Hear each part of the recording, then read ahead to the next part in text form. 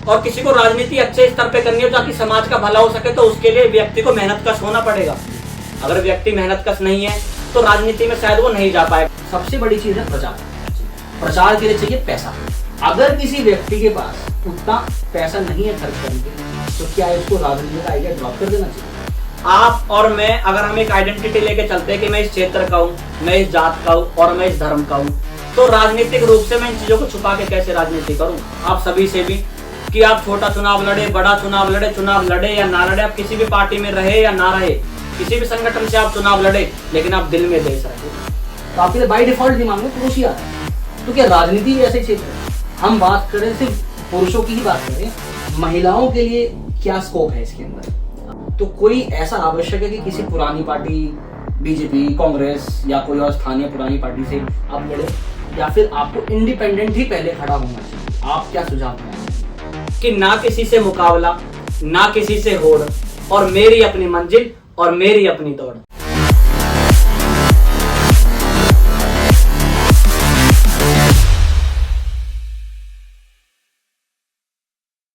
नमस्कार सभी को, आप सुन रहे हैं अपने भाई विशेष सिंह को और देख रहे हैं विमर्श विद विशेष। आज एक बार फिर से मैं आपके लिए एक ऐसा विषय लेके आया हूं जो हमारे युवाओं के बीच में, हमारा युवा जो जोश है राष्ट्र का, उसमें बहुत ही चर्चित विषय है। चाहे वो कॉलेज ले लीजिए, चाहे वो कॉलेज से पास आउट जो हमारा वर्ग है, तरुण वर्ग ले लीजिए, हर वर्ग चाहता है कि वो राजनीति में प्रवेश करे किसी भी ऐसे तरीके से, ताकि वो समाज को अपना पूरा योगदान दे सके। अब ये बात तो हम जानते हैं, जब तक हमारे पास शक्ति नहीं होगी, हमारे पास क्षमता नहीं होगी, तब तक हम कुछ खास कर नहीं सकते समाज का।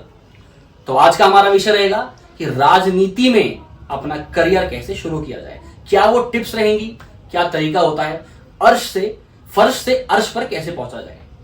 उस विषय को चर्चा करने के लिए आज हमारे बीच में हमारे भाई सागर तंवर जी आए हैं। भाई साहब दिल्ली के डेरा गांव के निवासी हैं। भाई साहब ने लॉ की पढ़ाई करी है, वेंकी कॉलेज से इन्होंने ग्रेजुएशन करी है, और राजनीति में अभी बहुत बड़ा अनुभव नहीं है, पर आज इनको हमने एज अ गेस्ट यहाँ पे बुलाया है। उसका एक बहुत बड़ा कारण ऐसा है कि भाई साहब ने जो स्टार्टिंग करी अपने करियर की, वो बहुत ही बड़े धमाके के साथ करी है। भाई साहब ने किसी पार्टी के अंदर चाटुकारिता वाली काम किए नहीं है, भाई साहब इंडिपेंडेंट खड़े हुए हैं।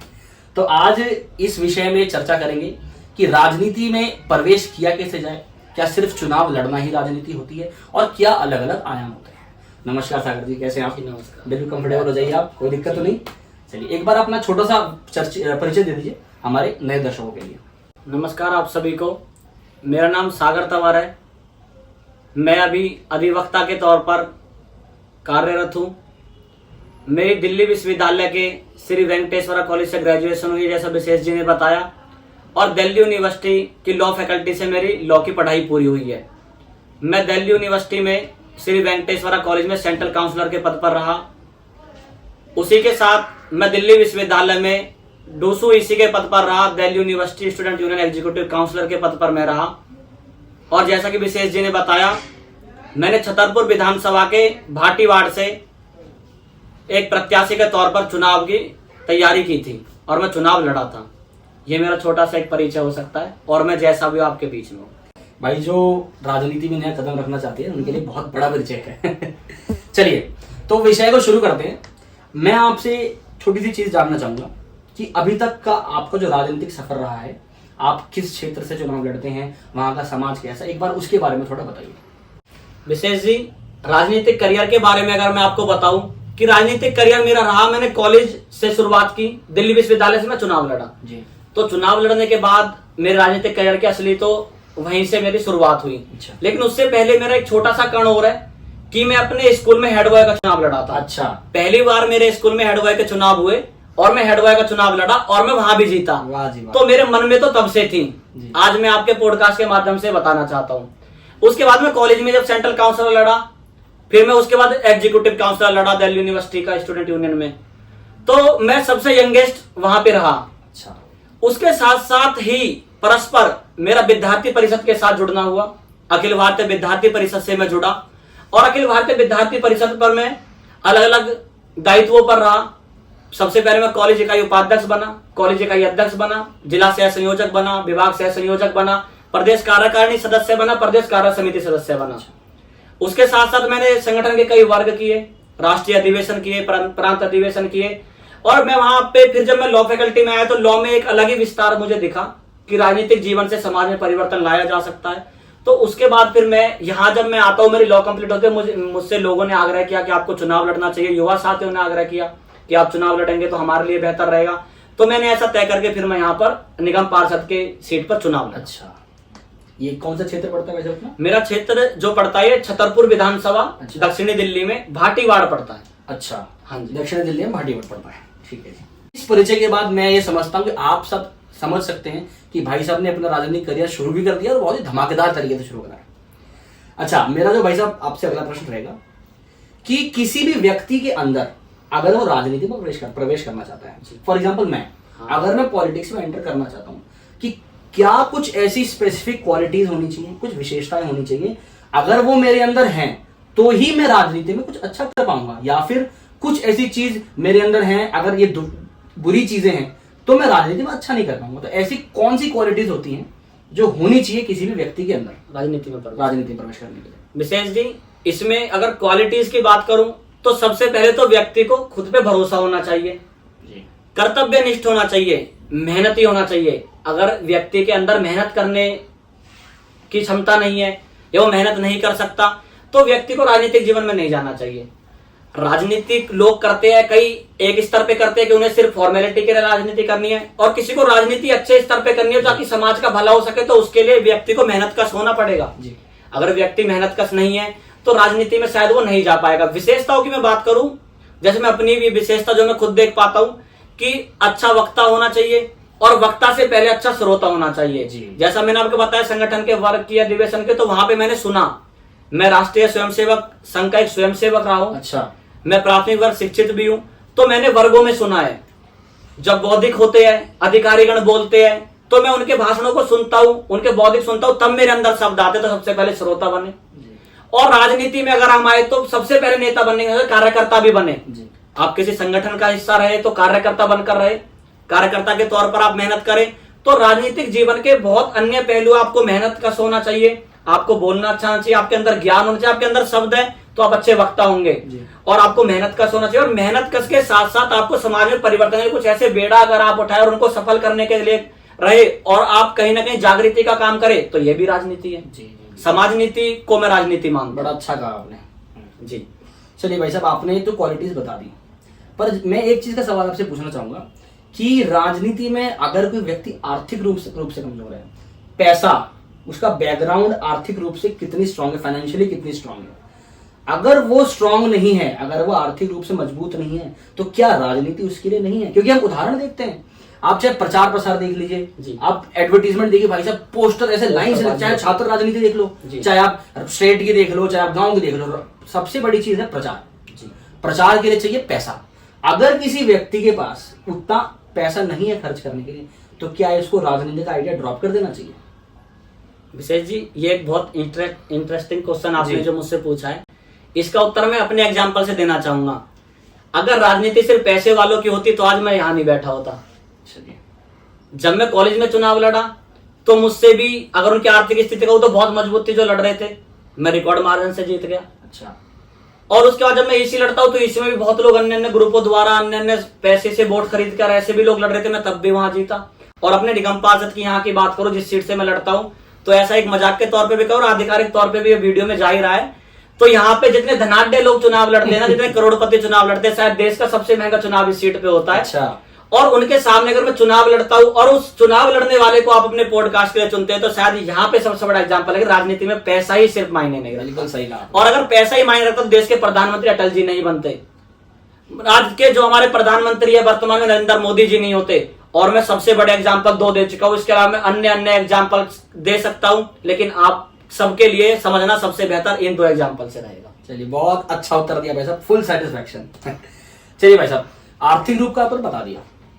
अगर आपके परिवार में राजनीति नहीं है, अगर आपका बैकग्राउंड इन द सेंस कि एक परिवार, एक होता है ऊपर से सपोर्ट कि भाई तू करना, मैं खड़ा हूं। हाँ। अगर ऐसा नहीं है आपके साथ, 10 लोग टांग खींचने वाले हैं जी। अब क्या है ना कि गांव समाज में क्या होता है कि अगर आप कुछ अलग से करना चाहते हो, है ना, भाई ये इतना आगे कुछ जा रहा है जी, हाँ, टांग खींचने वाले लोग हैं। हाँ, लोग आते हैं। हाँ। तो अगर आपका बैकग्राउंड स्ट्रांग नहीं, अगर आपको सपोर्ट नहीं है किसी का, तो क्या आपको मुश्किलें सामना करने को मिल सकती है मुश्किलों का? मुश्किलों का ऐसा बताता हूँ कि जैसा मैंने शुरू में कहा कि इच्छा शक्ति होनी चाहिए जी कोई हमें मंच दे ना दे, हम अपना मंच खुद बना लेंगे। जी अगर राजनीति में कोई व्यक्ति आ रहा है तो राजनीति एक तो होती है कंधे पे बंदूक रख के चलाने वाली, कि किसी के भरोसे ही चलती है जी ग्रुपिज्म वाली चलती है। ग्रुप का लीडर खत्म होता है तो पूरा ग्रुप खत्म हो जाता है। कहीं ना कहीं राजनीति में आप ऐसा करके चले ना कि खुद का भी एक वजूद बनाते हुए चल रहे हैं, अपनी सीढ़ियों को आप जमीन से मजबूत करते हुए आगे बढ़ रहे हैं, कि ताकि कल को कोई आपका सहारा हटे तो आपके नीचे जमीन मजबूत हो। बिना नींव के आप घर ना बनाए, वाह तो राजनीति भी बिना नींव के घर की तरह ना रहे, नींव किसी और की ना रहे। जी जी बशर्ते आप छत तो आप अच्छी हो सकते हो, लेकिन नींव किसी और की एक नहीं बटेगी तो आपकी राजनीतिक करियर में दिक्कत आएगी। और किसी के आपने बैकग्राउंड की बात की, बैकग्राउंड बहुत लोगों के लिए समर्थन में रहता है, बहुत सपोर्ट करता है, लेकिन मैं आपके बीच में बैठा हुआ हूं, मेरे पीछे कोई ऐसा बैकग्राउंड नहीं है या कोई ऐसा हाथ नहीं है कि तुम करो मैं तुम्हारे साथ हूं, किसी का ऐसा आश्वासन नहीं है। लेकिन मैं जैसे तैसे निरंतर एकला चलो रे सुभाष चंद्र बोस जी का एक गाना है, मैं उससे बहुत प्रेरित रहता हूं। तो मेरा तो ऐसा लक्ष्य रहता है, सभी का साथ मिल जाता है, युवा साथियों का सम्मान और साथ जो मुझे मिलता है वही मेरे लिए हौसले का काम करता है, और बड़े बुजुर्गों का मैं आशीर्वाद लेता हूँ। ये मेरा बैकग्राउंड है जी और यही पैसा है, जी असली पूंजी बताओ तो। अच्छा सागर जी, जी अगला प्रश्न एक बहुत ही प्रैक्टिकल पूछूंगा आपसे। नहीं मानता? अच्छी भी प्रैक्टिकलिटी लगती है। जी जी मैं ज्यादा विवादित कंट्रोवर्शियल तो नहीं मानूंगा, क्योंकि आजकल ये बहुत ही आम हो गया है, जनता की जुबान पे आ गया है, और आजकल के राजनेता भी खुलेआम ये चीज करते हैं। राजनीति में धर्म, जाति या क्षेत्रवाद, इसका क्या रोल है, ये कितना महत्व रखता है? फॉर एग्जाम्पल, आप अपने जहां से आप चुनाव लड़ते हैं, आप यहाँ के मूल निवासी हैं जी, आपके लिए चीजें आसान है। कोई बाहरी व्यक्ति जो कि मजबूत है, समाज में पकड़ अच्छी है, पर चुनाव नहीं लड़ सकता क्योंकि गांव सपोर्ट नहीं करेगा। कितनी सच्चाई है इसके अंदर? चाहे जाति को ले लो, चाहे धर्म को ले लो, चाहे क्षेत्रवाद को ले लो, मैं आपका जवाब जानना चाहूंगा। जी, टू बी वेरी प्रैक्टिकल अगर मैं बताऊं, जो आपने धर्म, जाति और क्षेत्र का बोला, कि जो भारतीय परिवेश की राजनीति, उस भारतीय परिवेश की राजनीति में इन चीजों को हम नकारा तो नहीं जा सकता। जी, कई राजनेता ऐसा प्रयास करके दिखाते कि इन सब चीजों से ऊपर उठ के राजनीति करें, तो ऐसा भी संभव है और हुआ भी है। तो किसी एक पहलू को ही सब कुछ मान लिया जाए, ऐसा भी नहीं है जी। कई पार्टियां क्षेत्रवाद के नाम पे चुनाव लड़ती है, वो कामयाब रहती है। कई बार पार्टियां किसी जाति के नाम पे लड़ती है, वो भी कामयाब रहती है। कोई राजनेता या कोई पार्टी सिर्फ धर्म के नाम पे चुनाव लड़ती है, वो भी कामयाब रहती है। और वर्तमान परिदृश्य में अगर हम देखें तो ये सारी चीजें मौजूद है। बिल्कुल। तो इसमें अगर देखा जाए तो देखो, सब चीजों का फर्क पड़ेगा। क्षेत्रवाद का फैक्टर ये पड़ता है कि मैं यहां से लड़ रहा हूं तो मेरे लोग हैं, वो मुझसे किसी प्रकार से क्षेत्र के कारण भी जुड़े रहते हैं, कि ये अपना व्यक्ति है, एक अपनापन जो क्षेत्रवाद के कारण आता है। दूसरा जो जातिगत फैक्टर ऐसा पड़ता है, जातिगत फैक्टर भी भारतीय राजनीति में बहुत बड़े स्तर पर, बहुत बड़े पैमाने पे है। लेकिन जातिगत फैक्टर को भी देखे तो जहां पे एक जाति का होल्ड भी है तो वहां दूसरी जातियां जीत जाती है जी। मतलब मैं टू बी वेरी फ्रैंक कहना चाहूँ, रिकॉर्ड पे ये बात भी जाए कि हरियाणा में एक वर्चस्व के तौर पर जैसे जातिगत चुनाव लोगों द्वारा बताया जाता है, तो एक पार्टी द्वारा उसके उस एजेंडा के दूसरे पक्ष के साथ चुनाव लड़ा जाता है, वो पार्टी की भी सरकार बन जाती है। जैसे यूपी में हम एक पार्टी को देखते हैं, बिहार में एक पार्टी को देखते हैं, वो किसी विशेषकर जातियों के नाम पे चुनाव लड़ती है, तो कई जगह वो कामयाबी पा लेती है, कई जगह वो नहीं कामयाबी पा पाती। धर्म के नाम पे राजनीति देखे तो कई धर्म के नाम पे देशों में सरकार भी बनी है और धर्म के नाम पे सरकारें गिरी भी है, तो धर्म का फैक्टर भी करता है। आप और मैं अगर हम एक आइडेंटिटी लेके चलते हैं कि मैं इस क्षेत्र का हूं, मैं इस जात का हूं और मैं इस धर्म का हूं, तो राजनीतिक रूप से मैं इन चीजों को छुपा के कैसे राजनीति करूं? एक ये भी तो हमारे ऊपर एक प्रेशर आ जाता है कि इन चीजों को मैं कैसे छुपाऊंगा, मैं राजनीति कर रहा हूं। मैं नहीं बोलूंगा, मेरे शब्दों में नहीं आएगा, मैं अपने आचरण में नहीं लाऊंगा, लेकिन लोगों द्वारा मुझे वो चीजें, लोगों द्वारा मैं कंसिडर किया जाऊंगा कि मैं ये हूं, तो वो चीजें भी है। लेकिन आज के समय बदलता परिदृश्य है। जब मैं बताता हूं आपको, मैं दिल्ली विश्वविद्यालय में जाकर चुनाव लड़ा, तो वहां की अगर मैं जिस जाति से आता हूं उस जाति के नाते देखूं और दिल्ली के क्षेत्रों के अनुसार देखूं, तो मेरा क्षेत्र से भी दूर पड़ता है, मेरे क्षेत्र के वहां कम लोग पढ़ते हैं, और जाति के उससे देखो तो मेरी जाति के लोग भी कम पढ़ते हैं, मैं वहां चुनाव जीत जाता हूँ। दिल्ली विश्वविद्यालय में भी रहता है कई बार, लेकिन क्षेत्रवाद का, जाति का और धर्म का राजनीति में प्रभाव है।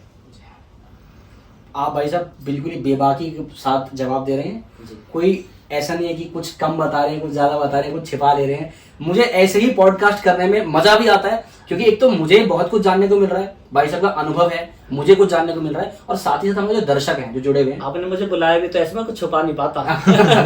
छुपाना है भी नहीं भाई साहब, अगर आप छुपा लोगे आप और मैं तो बाद में बात करके मैनेज कर लेंगे, लोगों को कैसे जवाब दूंगा। अब क्या छुपा लोगे तो जो हम पहुंचाना चाहते हैं ना जनता, जो जानना चाहते हैं उन तक वो बात पहुंच नहीं पाएगी। मैं सच के साथ कामयाब, मैं सच ही बोलूंगा।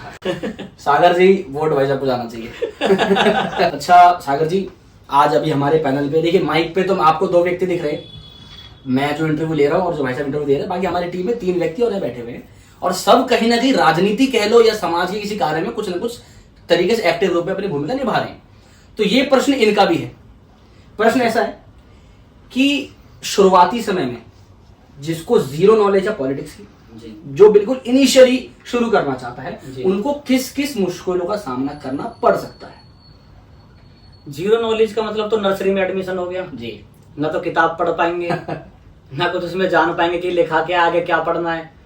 तो जीरो नॉलेज का तो हम कामयाबी राजनीति में नहीं मान सकते, लेकिन शुरुआत सबकी जीरो से ही होती है। पहले कोई जाएगा, कोई मिलेगा तो आपसे बात करेगा, तो ऑटोमेटिकली उदाहरण के तौर मान लीजिए कि 10वीं क्लास का छात्र है, मान लीजिए 12वीं क्लास का छात्र है, आप उसको कॉलेज में जाना है, आप उसकी अगर राजनीतिक करियर की बात करें तो छात्र राजनीति शुरू करेगा, शुरू होगी। वहां से आप एक बार शुरू करिए कि क्या क्या उसको मुश्किलों का सामना करना पड़ सकता है। मुश्किलों का सामना ये करना पड़ेगा। मैं जब कॉलेज में गया तो मुझे इंटरेस्ट था राजनीति में, मैं भाषण सुनता था। नरेंद्र मोदी जी प्रधानमंत्री बनने थे 2014 में, तो मैं भाषण देखता था, इंटरेस्ट आता था, राजनीतिक डिबेट देखता था, तो थोड़ी बहुत नॉलेज तो वहां से आई। लेकिन जब खुद एग्जीक्यूशन की बात आती है ना, जमीन पे खुद अपना कार्य करने की बात आती है, तो देखो वहां पे सामना करना पड़ता है। नॉलेज नहीं होती कि हमारे सामने जो लोग हैं जो लड़ रहे हैं या फिर लड़ा रहे हैं या अन्य संगठन है, उनकी विचारधारा का जब पता ही नहीं विचारधारा का, तो उनसे हम कॉन्ट्राडिक्ट कैसे करें या उनसे आमना सामना कैसे करें हम। तो कई बार वहां पे आकर हमें अपने आप को थोड़ा निम्न स्तर पर रखना पड़ता है, खुद का स्तर तय करने के लिए, कि खुद को हम थोड़ा कम माने और सीखने के बाद चीजें क्यों एग्जीक्यूट करें।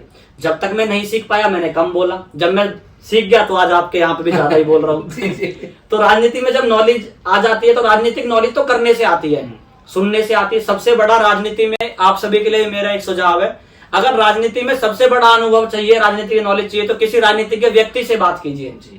एक राजनीतिज्ञ व्यक्ति से 1 बार 1 घंटे बात करना एक बड़ी किताब पढ़ने के बराबर है। तो आप बहुत सब कुछ उस बारे में जानते हैं। 4 लोगों से बात करोगे तो आप खुद ही फैसला कीजिए किसका विचार सही था, तो आप राजनीतिज्ञ बन जाते हैं।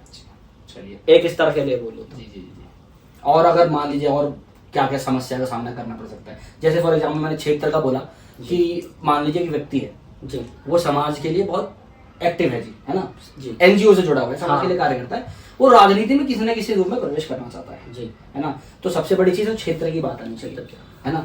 जाति की बात आ सकती है, धर्म की बात हो सकती है, पर आपके हिसाब से जो सबसे बड़ा चैलेंज होता है कि अगर उस चैलेंज को आपने पार कर लिया फिर आपके लिए रास्ता आसान है, वो चैलेंज क्या है आपके लिए? चुनाव जीत जाओ। सबसे बड़ा तो यही चैलेंज है। जो लोग देखते हैं राजनीति में सफल व्यक्ति किसे मानते तो चुनाव जीत जाता है।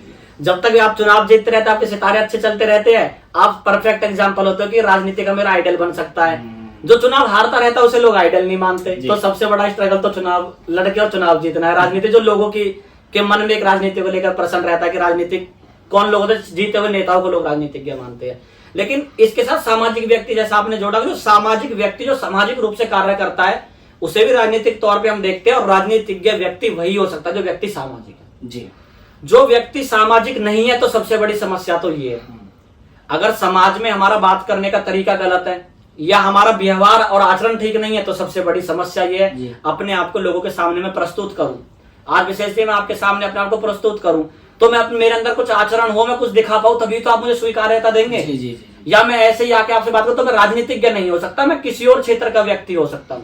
तो राजनीति के तौर पे मैं परफेक्ट नहीं माना जा सकता हूं।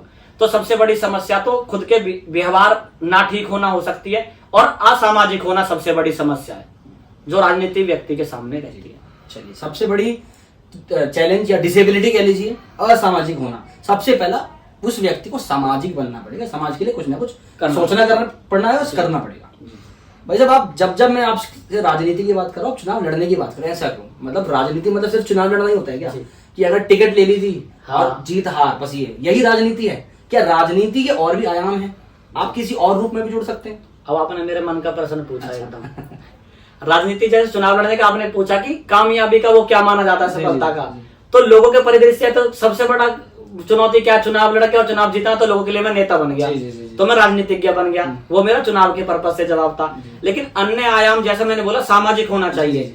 जैसे मैंने बताया मैं विद्यार्थी परिषद का कार्यकर्ता, राष्ट्रीय स्वयंसेवक संघ का स्वयंसेवक रहा और बहुत लंबे समय तक कॉलेज में एक एक्टिव कार्यकर्ता रहा। यहाँ पे सामाजिक कार्य करता हूँ, सामाजिक कार्यों में भाग लेता हूँ।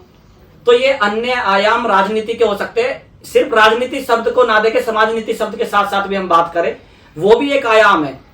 राजनीति के द्वारा हम समाज में बदलाव लाना चाहते हैं। हम बदलाव लाने के अन्य कारण भी हो सकते हैं और राजनीति एक चुनाव लड़ने की हो सकती है, संगठनात्मक हो सकती है, सामाजिक हो सकती है। तो चुनाव लड़ने वाली को लोग ज्यादा मानते हैं, लेकिन जो संगठनात्मक राजनीति होती है, आप सब भी ये देखिएगा, जब आप राजनीति में आप सब भी आएंगे या मैं भी देख पाता हूं, जो संगठनात्मक राजनीतिज्ञ व्यक्ति होता है उसकी राजनीतिक समझ एक चुनाव लड़ने वाले से बहुत अधिक होती है और असली तौर पर वही मैनेज करता है। तो राजनीति का एक आयाम संगठनात्मक भी हो सकता है। किसी एनजीओ में जुड़ना और एनजीओ को एक राजनीतिक परिदृश्य में पेश करना या उससे कोई सामाजिक कार्य करना, तो राजनीति को सीधे तौर पर चैलेंज करता हो, ये एक राजनीति हो सकती है। समाज में कोई कार्य करना, ये एक राजनीति हो सकती है। तो राजनीति का एक आयाम, विशेष जी मैं चुनाव लड़ा हूं इसलिए आप चुनाव ना माने, मैं संगठनात्मक व्यक्ति भी रहा हूं, तो संगठनात्मक राजनीति भी है और सामाजिक भी हुई जितना मैं मानता हूँ। चलिए भाई साहब, आप कह रहे हैं चुनाव लड़ लेंगे, और पहले ये बताइए चुनाव लड़ने के लिए क्या कुछ एलिजिबिलिटी क्राइटेरिया भी है? हाँ, कि अगर व्यक्ति के अंदर ये कुछ क्राइटेरिया को फॉलो कर रहा है, उसको पास कर रहा है, तो ही वो चुनाव लड़ सकता है। उन क्राइटेरिया पे थोड़ा सा रोशनी डालिए। उम्र चुनाव लड़ने के लिए उम्र होनी चाहिए, 18+ होनी चाहिए और एक वोटर होना चाहिए। जी। जो वोटर नहीं हो चुनाव लड़ पाएगा। एलिजिबिलिटी की आपने बात की है। हाँ जी। और तो अनपढ़ लोग भी चुनाव जीते हैं, अनपढ़ लोग भी देश के राज्यों के मुख्यमंत्री बन जाते हैं, चुनाव भी जीत जाते हैं, देश पे राज भी किया है, अन्य क्षेत्रों से आज भी जीत जाते हैं। तो वहां सारे क्राइटेरिया फेल हो जाते हैं। वो पढ़े लिखे नहीं है, उन्हें ज्ञान नहीं है, फिर भी जीत जाते हैं। इतने अच्छे तौर पे से उनकी सामाजिक समझ नहीं है कि वो समाज में बदलाव का कोई कार्य करे, फिर भी जीत जाते हैं। कोई अगर मैं राजनीतिक तौर पर कहूँ पढ़ा लिखा हो, जैसा हम आज की मॉडर्न राजनीति में देखते हैं, जो व्यक्ति नहीं भी होता वो चुनाव जीत आता है, किसी जातीय धर्म के नाम पर भी जीत आता है। तो एलिजिबिलिटी का क्राइटेरिया तो आप उम्र माने और एक वोटर हो वो और भारतीय नागरिक हो। इन 2-3 क्राइटेरिया को आप पहले माने कि एलिजिबिलिटी ये हो, एलिजिबिलिटी, वरना भारतीय राजनीति में तो कुछ नहीं है। अच्छा, जैसा मैं मानता हूँ। आप इसको प्लस पॉइंट मानते हैं, नेगेटिव मानते हैं? ये तो नेगेटिव है अगर समाज के परिदृश्य से हम देखें तो, कि अगर कुछ क्राइटेरिया सेटल्ड हो, ऐसे लोगों को चुना जाए। लेकिन इसमें सिर्फ एक राजनीतिक व्यक्ति के ऊपर थोड़ी प्रश्न जा सकता है, चुनने वालों के ऊपर भी आ जाता है। अब मैं हूं, मैं चुनाव लड़ रहा हूं, चलो मैं मान लिया मैं बहुत पढ़ा लिखा व्यक्ति हूं, मैं सामाजिक हूं, मैंने अच्छी पढ़ाई की है, समाज में अच्छा परिवर्तन किया है, लेकिन मैं जिस क्षेत्र में रहता हूं वहां मेरी जाति और धर्म के लोग नहीं है जी। आप बिल्कुल भी पढ़े लिखे व्यक्ति नहीं है, ऐसा मान के चलते हैं। मैं वैसे नहीं बोल रहा, मान लेते हैं, सब कह रहे हैं। हाँ, थोड़ी देर के लिए मान लीजिए आप सब भी, विशेष जी वैसे बहुत पढ़े लिखे हैं तो आप पढ़े लिखे नहीं है, लेकिन आपके जाति और धर्म के लोग यहाँ रहते हैं, तो वो क्राइटेरिया आपके लिए सफल हो जाएगा। ठीक बात। और आप जीत आओगे। वहीं अगर ऐसा हो कि मैं उन लोगों से मिलता जुलता भी रहूं और मैं पढ़ा लिखा एजुकेटेड भी रहूं और समझदार भी रहूं, तो वो लोग मुझे स्वीकारने में अच्छी स्वीकार्यता दिखा सकते हैं। चलिए भाई साहब, राजनीति आपने ये तो उम्र का बताया कि एक मिनिमम जो एज जो सेट की हुई है गाइडलाइंस 18 मानी जाए, उसको 18 से ऊपर होना चाहिए। पर अगर मैं आपसे सुझाव लेना चाहूं कि ऐसा तो नहीं है भाई साहब 18+ होते कोई चुनाव लड़ लेता है, ऐसा तो बहुत रेयरली देखने को मिलता है। आपके अनुसार एक सही समय, सही आयु क्या होनी चाहिए कि हाँ दिस इज द टाइम कि भाई लोहा गर्म है, तगड़ा मार दो, वो समय कौन सा है, वो क्या आयु है, वो कौन सा ऐसा फेज होता है कि हाँ अब उसको एंटर करना चाहिए राजनीति में? सर जी, जैसा आपने सही समय की बात की, जैसे आपने बोला हथौड़ा गर्म है, लोहा गर्म है और मार दो हथौड़ा, तो पॉइंट तो वो होगा जब जिसका मौका जैसे लगे ना चुनाव लड़ लेना चाहिए। अच्छा, जब मैं कॉलेज चुनाव लड़ा तो मेरी आयु 17 थी, लेकिन वहां के लिए एलिजिबिलिटी भी वही रहती है, स्टूडेंट जितना ही रहेगा। 25 तक का वहां पे मैक्सिमम क्राइटेरिया है। अच्छा। जो दिल्ली यूनिवर्सिटी में चुनाव लड़ने का क्राइटेरिया 25 साल तक की उम्र होगी तो चुनाव हम लड़ सकते हैं, तो क्राइटेरिया सेटल्ड है। जब यहाँ बात आती तो 21 साल का व्यक्ति चुनाव लड़ सकता है जी। विधायक की बात करें, एमपी की बात करें तो 25 साल का व्यक्ति चुनाव लड़ सकता है। तो कुछ क्राइटेरिया जो ऑलरेडी सेटल्ड है। और देश में पहले वोटिंग राइट 21 साल के व्यक्ति को मिलता था, अब 18 के को मिलने लगा फिर काफी समय से। तो 18 साल के व्यक्ति जब वोट देने के काबिल है तो वो शायद नेतृत्व करने के काबिल भी हो सकता है जी। अपनी अपनी क्षमताओं के अनुसार है। कई बार कोई देश का प्रधानमंत्री बहुत ज्यादा उम्र में जाके बनता है, कई बार कोई जवान उम्र में बन जाता है, कई बार कोई विधायक 50, 55, 60, 70 की उम्र में जाके बनता है, कोई 25 का बन जाता है। एमपी के लिए भी यही है। तो उम्र का क्राइटेरिया तो ये है कि व्यक्ति की समझ हो और सबसे बड़ा उसमें क्राइटेरिया उम्र का भी है और सही समय तब है जब लोग आपको स्वीकार कर लें। ठीक है जी। और स्वीकार्यता बढ़ाने के लिए आपको परिपक्व होना पड़ेगा। परिपक्वता के लिए कोई उम्र इतना मैटर नहीं करती। थोड़ी उम्र ऐसे हो सामाजिक जीवन को देख चुके हो और थोड़ा आप समाज को जानते हो, समाज में क्या क्या मुसीबत है जिनसे आप लोगों का। हाँ, मतलब कि सही समय है कि जब आप थोड़े बहुत समाज के लिए एक्टिव हो गए, आपको लोग जानने लग गए हैं, हाँ। आपको समाज की अच्छी खासी नॉलेज आज मुझे लगता है कि इस गिलास को मैं उठा के पानी पी सकता हूँ और आप मेरे गार्जियन के तौर पर है, तो आप इस गिलास को मेरे हवाले छोड़ दोगे, छोटे बच्चे के हवाले तो नहीं छोड़ोगे जी। तो मैं इतनी कैपेबिलिटी दिखाऊं कि इस गिलास को उठा के मैं पानी पी सकता हूँ, तो बच्चे को तभी तो छोड़ते हैं धीरे धीरे धीरे। जी, जी। तो लोग भी राजनीति में ऐसे ही चुनते हैं। तो अपनी परिपक्वता आप दिखाइए कि समाज में परिवर्तन चाहिए या ये चीज चाहिए तो वो कर सकता हूँ। ठीक है जी। चलिए, बहुत अच्छा उत्तर लगा भाई साहब आपका। अच्छा, अगला प्रश्न ये है कि भाई साहब जब आप चुनाव लड़ रहे हैं, मतलब राजनीति प्रवेश कर रहे हैं, तो आपका पहला दाव क्या होना चाहिए? और आपको चुनाव लड़ना है जी, तो कोई ऐसा आवश्यक है कि किसी पुरानी पार्टी, बीजेपी, कांग्रेस या कोई और स्थानीय पुरानी पार्टी से आप लड़े, या फिर आपको इंडिपेंडेंट ही पहले खड़ा होना चाहिए? आप क्या सुझाव देना चाहेंगे? इस पे मेरा सुझाव ये है कि जहां से समीकरण बने वहां से आप चुनाव लड़े। कई बार देश की सबसे पुरानी पार्टी है, वो पार्टी भी सफल नहीं हो पाती है। जी जी जी। कई बार एक पार्टी बहुत लंबे समय तक संघर्ष करती है, नहीं सफल हो पाती है। कभी पार्टी का दौर रहता है, कभी नहीं रहता है। और बीजेपी, कांग्रेस, दो बड़ी पार्टियों के अलावा क्षेत्रीय पार्टियां भी अपना रोल निभाती है। जी।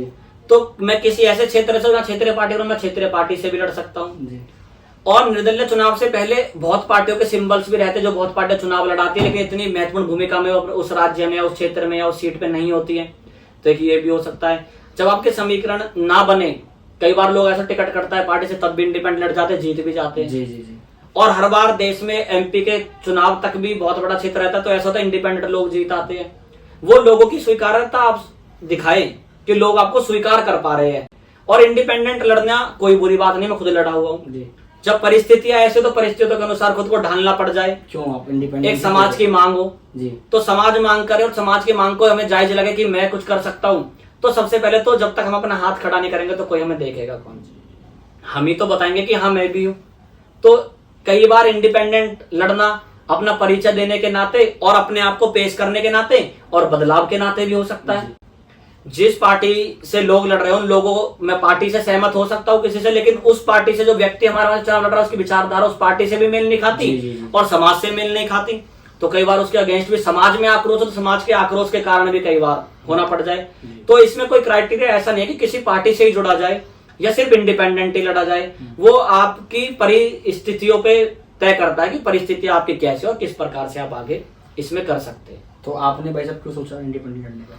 जैसा मैंने बताया कि उस सामाजिक आकांक्षाएं कुछ हो सकती है, कुछ जो हमारी सामाजिक व्यवस्था, यहाँ की जो लोग चुनाव पार्टियों से भी चुनाव लड़ जाते हैं, जैसे 3 पार्टियां अभी दिल्ली में अपने क्षेत्र की बताऊं तो बीजेपी, कांग्रेस और आम आदमी, और बसपा से भी प्रत्याशी मैदान में दिल्ली से लड़े हैं, अन्य पार्टियों से भी लड़े हैं।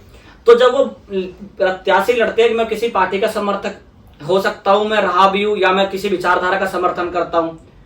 कई बार ऐसा हो कि जब आपका परिवार, आपका घर या आपका क्षेत्र आपसे मांग करे कि उनको नेतृत्व चाहिए, उन्हें कोई बदलाव चाहिए, और वो आपके अंदर को क्षमता देखते विशेष जी, आपके ऊपर आपके घर वाले ये बोले या आपका परिवार या आपका गांव आपसे बोले कि आपको ये चुनाव लड़ना चाहिए, हमें आपसे बदलाव की आकांक्षा है, तो आप एक सामाजिक व्यक्ति होते हुए, समाज एक पढ़े लिखे व्यक्ति होने के नाते, तो कहीं ना कहीं आप वो कदम उठाते हैं कि हाँ मैं इस बदलाव का कारण मैं बन सकता हूँ। बिल्कुल सही। तो वो लोगों की आकांक्षाओं को एक बदलाव की एक लहर दिखाने के लिए मेरा चुनाव लड़ने का पर्पस था कि आप लोगों के अलावा भी चुनाव लड़ा जा सकता है। जो व्यवस्था इन्होंने धनाढ्य लोगों ने बना रखी है, एक ढांचा बना रखा है कि यही ढांचा हो तभी चुनाव लड़ सकते हैं, तो मैं उस ढांचे के खिलाफ, उस व्यवस्था के खिलाफ यहाँ से चुनाव लड़ा, और उस व्यवस्था को ये दिखाने के लिए कि सिर्फ यही व्यवस्था नहीं, एक और व्यवस्था भी आपके आमने सामने खड़ी हो सकती है, जो कि व्यवस्था है जनता की व्यवस्था। जिगरा होना चाहिए, पैसे की ये ना कहना चाह रहे हैं। हाँ, सबसे बड़ी बात ये है। जिगरा तो मेरा शायद इतना ना हो, लेकिन होना चाहिए अंदर से कि दिल ऐसा हो कि मजबूत, जो करना है वो करना है, मेरा ऐसा मानना है। अच्छा सागर जी, एक बात बताइए कि किसी भी क्षेत्र से चुनाव लड़ने के लिए जो व्यक्ति है, आप जैसे आप खड़े हो या कोई भी ABCD जो भी व्यक्ति है, उसके पास मुद्दे क्या होना चाहिए? क्या उसको राष्ट्रीय मुद्दों पे लड़ना चाहिए या उस क्षेत्र के कोई ग्रामीण मुद्दे हों, स्थानीय मुद्दे हों? असरदार ज्यादा क्या है? क्योंकि हम अक्सर देखते हैं कि किसी किसी चुनाव में लोग मोदी जी के लिए वोट कर रहे हैं, है ना, राष्ट्रीय मुद्दों के लिए वोट कर रहे हैं, राम मंदिर के लिए वोट कर रहे हैं, समझो 370 के लिए वोट कर रहे हैं। किसी किसी चुनाव में भाई साहब की हमारे नाली की व्यवस्था नहीं है जी, है ना, बाथरूम नहीं है, शौचालय नहीं है जी, ये समस्या है जी, हमारे लड़कियों को सही ट्रांसपोर्टेशन नहीं है जी रोड में। तो आपको क्या लगता है कि जब शुरुआती समय हो व्यक्ति का राजनीति में, तो मुद्दे क्या होना चाहिए, राष्ट्रीय या स्थानीय? विशेष जी, इसमें ऐसा है कि स्थानीय मुद्दे और राष्ट्रीय मुद्दे, हमारे भारत की एक चुनावी व्यवस्था हम सब देखते हैं। एक लोकसभा का चुनाव होता है, एक विधानसभा का चुनाव होता है और एक क्षेत्रीय निकाय चुनाव होता है। पंचायती चुनाव होते हैं, ग्राम पंचायत चुनाव होते हैं, ब्लॉक स्तर पे चुनाव होते हैं, जिला स्तर पे चुनाव होते हैं। तो हमारे भारत की चुनावी व्यवस्था इस प्रकार से बनाई गई है कि हम इस स्तर के कार्य के लिए हमें ये वाली सरकार चुननी है जी जी, इस स्तर के कार्य के लिए हमें ये सरकार चुननी है, इस स्तर के लिए ये चुननी है। तो जो गली नाली के आपने मुद्दे बताए, तो जैसे काउंसलर बनते हैं, पंचायती चुनाव होते हैं, प्रधान बनते हैं, ग्राम पंचायत के लोग जीतते हैं, तो उनके लिए तो गांव वाला व्यक्ति उनसे थोड़ी कहेगा कि आप देश के लिए ये वाला लॉ पास करा दो। जी जी जी, उसकी आकांक्षा आपसे इतनी है कि आप उनकी गली नहीं बन रही तो गली करा दो, उनके घर तक पानी आ जाए, पानी की व्यवस्था करा दो। और जो व्यक्ति राज्य के चुनाव पर रहेगा, उनसे आकांक्षा रहती है कि वो राज्य के स्तर पर कुछ ऐसी व्यवस्था, जैसे आपने ट्रांसपोर्ट का मुद्दा बोला जी, ये क्षेत्रीय मुद्दों में भी आता है, लेकिन किसी क्षेत्र को मुख्य धारा के रोड से जोड़ना या ट्रेन की व्यवस्था चाहिए, अन्य मुद्दे उसके लिए राज्य सरकार होती है। कोई ऐसी स्कीम आएगी जिससे पूरे राज्य में लोगों को फायदा हो, जैसे पेंशन स्कीम आ जाए या राशन की स्कीम आ जाए। जैसे कोरोना के दौरान कई ऐसा चला, कहीं पे महामारी किसी भी क्षेत्र में, मान लो एक महामारी आती है, तो वो भी राज्य के स्तर पे कोई बीमारी है, जैसे केरल में आई है चिकन पॉक्स की, तो चिकन पॉक्स पे राज्य स्तर की सरकार ये ऐसा तय करे कि वो राज्य में नियंत्रित रहे। कोरोना पूरे विश्व में महामारी के तौर पे फैला, भारत में फैला, तो भारतीय सरकार से उम्मीद थी कि वो उस स्तर पे करे। देश के लिए कानून बने तो राष्ट्रीय सरकार बनाए। तो नया व्यक्ति चुनाव लड़े या पुराना भी लड़े, देखो मेरा एक कहना है आप सभी से भी कि आप छोटा चुनाव लड़े, बड़ा चुनाव लड़े या ना लड़े, आप किसी भी पार्टी में रहे या ना रहे, किसी भी संगठन से आप चुनाव लड़े, लेकिन आप दिल में देश रखे, जिसके लिए राष्ट्रीय मुद्दा सबसे पहले रहेंगे। हम लड़े अपने सभी मुद्दों के लिए, लेकिन दिल में हम राष्ट्र रखे। हम ऐसे मुद्दे कोई भी अपने वहां से क्षेत्र के चुनावों में ना उठाए जो हमारे राष्ट्र को हानि करे जी। सबसे पहले राष्ट्र रहे, फिर मैं रहूं, ऐसा राजनीतिक व्यक्ति का भाव रहे, तो लोगों को उसके अंदर राष्ट्रीय भावना दिखे। सबसे पहले तो राष्ट्र ही है जी। आज मैं यहां बैठ के कुछ बात बोलूं तो मैं देश के खिलाफ में कुछ बात बोलता हूं और मैं यहां से चुनाव लड़ने लगूं, क्या मेरे लिए वो जायज रहेगी? क्या लोग मुझे स्वीकार करेंगे? तो सबसे पहले तो हमें देश का पक्ष रखना चाहिए, हर चीज में देश पहले रखना चाहिए। देश का कोई मुद्दा हो, उन मुद्दों को ध्यान में रख के सरकारें और नेताओं को चुन सकते हैं कि ये उस विचारधारा का समर्थन करता है। देश में बीजेपी सरकार चुनाव जीतती है, वो राष्ट्रीय मुद्दों पे चुनाव लड़ी, मैंने मान लिया। कोई आपका क्षेत्र नेता आके वो देश को गाली दे और लेकिन आपकी नालियां वो समय से बनवा रहा है जी, आपकी जो जरूरत है उन्हें पूरी कर रहा है, तो क्या उसे स्वीकार किया जाएगा? कोई सरकार देश को कमजोर करने का काम करे लेकिन आपका पेट भरे, जैसे कई सरकारों में हुआ है, वो आपको धन भी देती थी, काम भी चलते थे, कहते थे काम बहुत अच्छा चल रहा है, लेकिन राष्ट्रीय तौर पे कमजोर हो रहे थे, तो वो भी बेहतर नहीं है, तो लंबे समय तक ये व्यवस्था टिक नहीं पाती। तो राष्ट्र को ध्यान में रखते हुए क्षेत्रीय मुद्दों को हम सॉल्यूशन देते हुए ऐसे अगर राजनीति में चाहेंगे तो हमें हर प्रकार का व्यक्ति स्वीकार करेगा, ना कि हम एक ही पहलू पर अड़कर रह जाए और राष्ट्र के खिलाफ जो रहे वो तो राजनीति ना करे। बहुत बढ़िया जी। अच्छा ठीक है, वैसे अगर किसी व्यक्ति ने सोचा है, आप छोटी उम्र से ले लीजिए, किसी विद्यार्थी ने सोचा है कि मुझे फ्यूचर में जाकर भाई राजनीति में ही प्रवेश करना है, तो उसके लिए क्या टिप्स हैं? पढ़ाई को लेकर, उसकी संगति को लेकर। आप पढ़ाई की बात करते हैं कि पढ़ाई में ऐसे कौन से विषय होने चाहिए। फॉर एग्जाम्पल उसने 10वीं पास कर ली, अब उसको विषय चुनने हैं, क्या विषय होने चाहिए, फिर ग्रेजुएशन में क्या विषय होने चाहिए, फिर उसकी अगर आगे जो पढ़ाई करनी है तो स्पेसिफिक ऐसे कुछ सब्जेक्ट्स है कि अगर वो पढ़ाई करेंगे तो आपके लिए राजनीति में घुसना आसान हो जाएगा, करियर आसान हो जाएगा। ऐसे कौन से विषय है भाई साहब? अगर कोई एक विषय आप पूछे तो ऐसा कोई विषय नहीं है। ठीक है, राजनीति में अगर आज के समय की भी राजनीति के पुराने समय की राजनीति में जब केंद्र सरकार राज्य सरकार देते तो पोर्टफोलियोज बांटे जाते हैं, मंत्रालय दिए जाते हैं। किसी को अर्थशास्त्र का मंत्रालय दिया जाता है, वित्त मंत्रालय, किसी को स्वास्थ्य मंत्रालय दिया जाता है। मैं आपसे आज कह दूं कि आप पॉलिटिकल साइंस पढ़ लीजिए, राजनीतिक विज्ञान पढ़ के आप राजनेता बन सकते हैं, लेकिन किसी न किसी को स्वास्थ्य मंत्री भी तो देश का बनना है, किसी को रेल मंत्री बनना है, किसी को विदेशों की व्यवस्था संभालने विदेश मंत्रालय हो सकता है, ग्रामीण विकास मंत्रालय हो सकता है। तो कोई एक सब्जेक्ट जो ऐसा हम कहें कि राजनीति के लिए बनाया, तो सब्जेक्ट तो एक नहीं हो सकता। आपको नॉलेज अन्य सब्जेक्ट की रहे, आप किसी एक सब्जेक्ट में महारत हासिल करें, ऐसे आप राजनीति में आगे स्तर पर जा सकते हैं। लेकिन कोई एक सब्जेक्ट, मैं ऐसा नहीं मानता कि वो राजनीति इस सब्जेक्ट से पढ़ाई करेंगे तो राजनीति होगी। क्योंकि सब्जेक्ट पढ़ने से राजनीति नहीं हो मतलब पाती। अगर मैं पॉलिटिकल साइंस से पढ़ाई कर ली भाई, बीए इन पॉलिटिकल कर लिया, इसका मतलब आप नेता नहीं बन गए, ये कहने का मतलब ये है ना।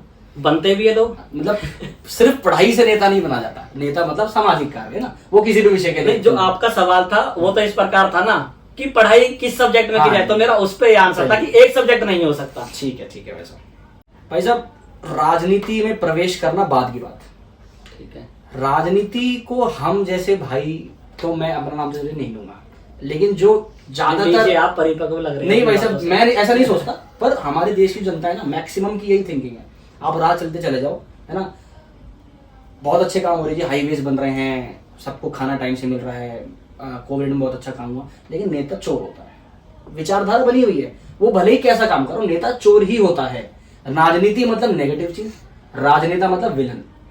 इस सोच, अगर ये सोच हमारे देश के अंदर है तो कैसे आगे बढ़ा जाए, ऐसा क्यों है? ऐसी लोगों के मन में सोच थी, कुछ लोगों की राजनीति करने से ऐसे होते कि वो गुंडे को ही जिताए जी, ताकि उनकी बदमाशी चल सके, उनको समर्थन मिल सके। मैं किसी सरकार को ना बोलूं तो जैसे यूपी राज्य का हम एग्जांपल आज सबसे हाईलाइट में देखते हैं, गुंडा राज था वहां पर, तो गुंडा राज खत्म हुआ तो एक सरकार ऐसी आई जो गुंडा राज को बिल्कुल खत्म करने पे आतुर है और तुली हुई है, और होना भी चाहिए। और कुछ लोग ऐसी आकांक्षाएं भी रखते हैं कि वो सरकारें रही भी है और उनको फिर भी उनके लोग चुनाव भी जीतते हैं जी। उसी बैकग्राउंड से आकर, जिनको लोग चोर कहते हैं, जो भ्रष्टाचारी होता है, जिनको भ्रष्टाचार का आरोप साबित हो जाता है, वो आरोपी भी रहते हैं भ्रष्टाचार के, वो जेल भी रह आते हैं, लेकिन फिर वो चुनाव लड़ते हैं जी। तो लोगों का कहना भी गलती नहीं कि चोर होता है नेता। हर व्यक्ति नेता, हर नेता चोर नहीं होता।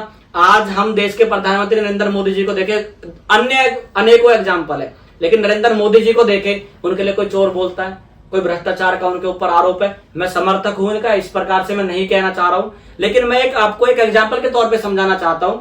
और भी नेता अन्य पार्टी जिनके ऊपर नहीं है भ्रष्टाचार के लांछन, लेकिन देश में भ्रष्टाचार को राजनीति का छोटा भाई मान लिया गया है। जी, जो राजनीति करेगा वो भ्रष्टाचार करेगा, और भ्रष्टाचार ही तो चोरी है।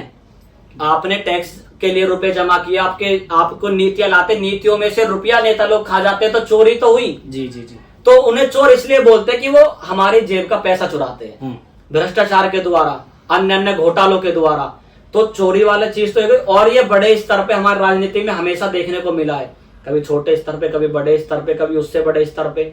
जैसे कोई एक रोड बनना होता है, सिर्फ एक रोड, देश के बहुत बड़े मुद्दों पे बाद में आऊं, उस रोड पे बजट पास हो जाता है 1 करोड़, उसमें सीमेंट जब बाद में निकलता है पहली बार इसमें रोड धुल जाता है। जो आंकड़ों में लिखा रहता है कि ये चीजें लगी है, वो नहीं लगी। तो आप अपनी गली के बाहर जाते, जब आप रोड खुदा देखते तो आप क्या कहते हैं? नेता चोर है, उसको रुपया खा गया, उसने इतने रुपए बताए थे, इतने में तो क्या बन जाता। जब अपना घर बनाते तो हमें भी तो अंदाजा रहता है कि इतनी चीजें इतने की लगती है। जी जी। कई बार अपने घर के आगे रोड हम खुद भी बनवाने लगते हैं, तो बहुत सी चीजें आती, तो उस प्रकार से भी तो हमें तय रहता है। तो लोगों के मन में वो सोच उन कई नेताओं की वजह से बनी हुई है, लेकिन सिर्फ ऐसा नहीं है कि एक ही छवि है कि चोरी नेता होते हैं, कई पढ़े लिखे नेता भी होते हैं, कई लोग ऐसे जिन्होंने देश का मान विदेशों तक बढ़ाया है, विदेशों के लोगों को उन्होंने हर चीज में मात दी है, राजनीतिक रूप से भी दी है, और राजनीति में बहुत लोग सफल रहे, अच्छे तरीकों से भी सफल रहे। कुछ के बुरे तरीके होते हैं, तो बुरे तरीके वाले अलग हो सकते हैं, लेकिन राजनीति में अच्छे लोग ही रहे, अच्छे लोगों को हम स्वीकार करें तो गुंडा पने की जो राजनीति है, गुंडा राज रहती है, शायद खत्म हो जाएगी। और हम सबको भी ये तय करना होगा, और हम सब ये सोचे जो इस नेता पे भ्रष्टाचार का आरोप है, जिस आरोप सिद्ध हो गया है या उसने घोटाला किया है, तो उस नेता को हम तवज्जो ना दे, तो राजनीति अच्छी सुधर जाएगी, तो लोगों की सोच भी बदल जाएगी। सागर जी, वर्तमान परिवेश में, अभी के समय में, मैं बेबाकी से आंसर चाहता हूं भाई साहब इसका। अब तक कोई कमी थी क्या? कोई कमी नहीं। क्या राजनीति में प्रवेश करना अब मुश्किल हो गया है या आसान हो गया है? चीजों में क्या बदलाव आया है? राजनीति में प्रवेश करना अब और पुराने समय से आसान और मुश्किल तो कहा ही नहीं जा सकता। हमेशा ऐसी परिस्थितियां तो रही ही है कि किसी के लिए बहुत आसान है, किसी के लिए बहुत मुश्किल है।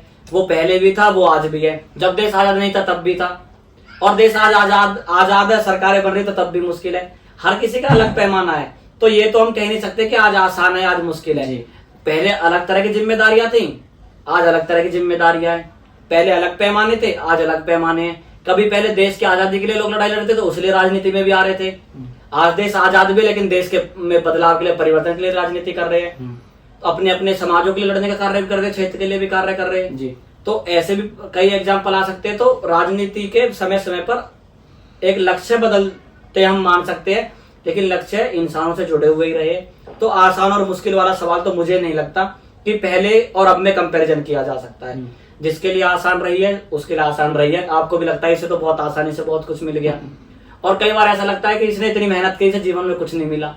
तो वो मेहनत और वो कम आसान और मुश्किल वाली चीज तो मुझे शायद समझ नहीं आती। वो सभी के अपने सितारे भी किस्मत के और अपनी मेहनत। लेकिन फिर भी एक मोटिवेशन की आवश्यकता तो पड़ती होगी ना, किसी कोई ऐसा मार्गदर्शक हो, गुरु हो, हाँ। जो आपको सिखाए कि बेटा तुझे ऐसे ऐसे करना है, जो उसको अनुभव रहा हो, जिससे आपको सीखने को मिलता है। गुरु की क्या भूमिका रहती है?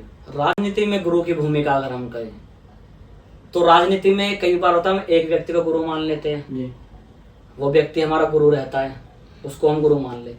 लेकिन उसके साथ साथ हर वो व्यक्ति गुरु है जो आपसे दिन रात मिल रहा है जी। वो आपको व्यवहार में सुधार रहा है। जी। आपने कोई काम किया तो आपको आके टोक दिया कि भाई ये काम ऐसे नहीं ऐसे करो, तो उसने आपको कुछ सिखा दिया। और राजनीति में आप कहीं भाषण दे रहे हो, उसके बाद आपसे कोई नीचे से उठ के सवाल पूछ लेता है कि ऐसा सब ऐसे नहीं ऐसे होना चाहिए, आपको वो भी सिखा देता है। अब मैं आपसे कुछ बातें सीख रहा हूँ तो आपने ऐसे सवाल पूछे, आप भी मेरे गुरु के तौर पे हो गए कि आपने मुझे 2-4 चीजें सिखाई है। तो राजनीति सीखने के लिए एक ही गुरु को हम नहीं मान सकते, राजनीति सीखने के लिए अन्य अन्य प्रकार के गुरु होते हैं। लेकिन गुरु जैसा कि मैं समझ पा रहा हूँ जो आप पूछना चाह रहे हो कि कोई एक व्यक्ति रहे जो हमें हाथ पकड़ के चलना सिखाए या हमें बताए कि ऐसे नहीं ऐसे कर लो, जो हमारी चीजें संभाले, मैनेज करे। ऐसा गुरु आप कहना चाह रहे हो जो आज के समय में देखा जाता है कि उसको वो चुनाव लड़ा है या उसके पीछे उसका हाथ है। तो गुरु वाली भूमिका ऐसे रहती है कि गुरु आपको सिखाए अच्छे तौर पे। अब ऐसी वाली कहानी आप मान के चलिए कि गुरु जो है तो वो ऐसा है, मैं घोड़ा हूं तो वो घोड़े को घास के मैदान तक ही तो लेके जा सकता है, खानी तो मुझे ही पड़ेगी। तो गुरु का ज्ञान तो होना अवश्य है, गुरु का ज्ञान हमें चाहिए भी। और राजनीति के लिए कोई व्यक्ति हमें सिखाए और बताए और समझाए और साथ दे और हमें समझ दे, जो व्यक्ति का हमसे ज्यादा अनुभव है। आज जो मैं चुनाव लड़ चुका हूं, मैं बहुत मेरा भी कम अनुभव है, लेकिन जिनका अनुभव नहीं रहा होगा मुझे सुनेंगे तो उन्हें भी कुछ अनुभव मिल पाएगा। तो कोई अनुभव व्यक्ति हमें दे तो वो गुरु के तौर पे कार्य करता है। और जो हमें सही को सही कहे, गलत को गलत कहना चाहे, असली गुरु वही है। कई बार आपका मित्र होता है वो आपको टोक देता है, कई बार आपका गुरु होता है वो आपको सिर्फ चापलूसी करके आपसे प्यार में बोल के बता देता है, तो वो गुरु का काम नहीं करता। लेकिन वो गुरु का काम भी करता है। वो गुरु का काम ऐसे करता है कि कोई आपको गलत चीजें बताता है, गलत, तो आप उसका सही आयाम दिमाग में सोच पा रहे हो, तो वो भी आपका गुरु है। होता है ना जिंदगी में, कई लोग आए और कई गए, कुछ सिखा कर गए और कुछ सीख कर गए। तो ये राजनीति का भी यही है। आपका गुरु कोई है, कोई मार्गदर्शक जो रहे हों आपके? मेरे गुरु, मैं गुरु के तौर पर देखो मैं भगवत ध्वज कोई मानता हूँ। उनसे ऊर्जा के कोई प्रतीक हो नहीं सकता कि अगर अंधेरा कितना भी घना होगा तो जब सूर्य प्रकाश के तौर पर निकले तो सबसे पहले हमें भगवा प्रकाश दिखेगा। वाह। तो कितना भी बड़ा अंधेरा राजनीति में छाटना हो, समस्याएं हो, तो उससे प्रेरणा अगर हम ले तो इससे बड़ा गुरु नहीं हो सकता। व्यक्तियों के तौर पे कहूँ तो अन्य अन्य व्यक्तियों ने मुझे अन्य अन्य समयों पर सिखाया है। सभी का नाम लेना ठीक नहीं रहेगा, किसी एक का नाम भूल गया तो शायद वो बाद में देखे तो कहे कि भाई मेरा नाम नहीं लिया। तो बहुत लोगों का मुझे सिखाने में योगदान रहा है, उन सभी का मैं धन्यवाद भी करता हूँ जिन्होंने मुझे सिखाया है। कई संगठन मंत्री रहे, संयोजक रहे संगठन के द्वारा, कई प्रचारक रहे, कई विस्तारक रहे, कई मेरे साथ के छात्र नेता रहे, मुझसे सीनियर छात्र नेता रहे, कई यहाँ पे नेता रहे, कोई राजनीति में सफल लोग रहे, कुछ विफल लोग रहे। सभी ने अपने अपने उदाहरणों से मुझे सिखाया है। तो कोई ऐसा एक गुरु तो है नहीं, पर बहुत प्रकार के गुरु है, वो सभी मेरे गुरु है जिन्होंने मुझे कुछ कुछ सिखाया है। तो मैं उन सभी का धन्यवाद भी करता हूँ आपके पॉडकास्ट के माध्यम से। सागर जी आपकी उम्र क्या है? 25 साल।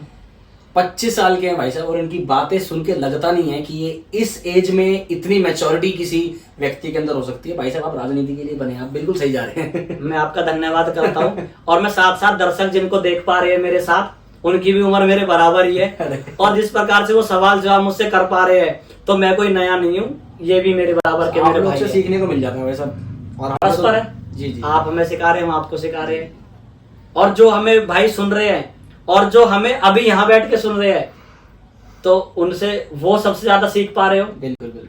और जैसा मैंने शुरू में बोला कि राजनीतिक व्यक्ति को श्रोता होना चाहिए, तो इनसे अच्छा श्रोता कौन है? हम दोनों बात कर रहे हैं, वो सुन रहे हैं। अच्छा, एक बहुत ही मुख्य प्रश्न मैं समझता हूँ, शायद इस प्रश्न का आज तक मुझे नहीं लगता कि इसने जवाब दिया होगा। तो मुझे पे क्यों थोप रहे हो? भाई साहब क्योंकि आप उस प्रोफेशन से जुड़े हुए हैं। क्योंकि मैं आपसे सवाल पूछूं फिर आप समझेंगे इसकी भूमिका। प्रश्न साफ सीधा ऐसा है, राजनीति क्या पार्ट टाइम हो सकती है? कि भाई साहब आज जैसे मैं आपका उदाहरण देता हूँ, आप अधिवक्ता हैं, आप अपना प्रोफेशन भी समाज में, आप अपना घर भी देख रहे हैं, अपना कमाई भी देख रहे हैं जी।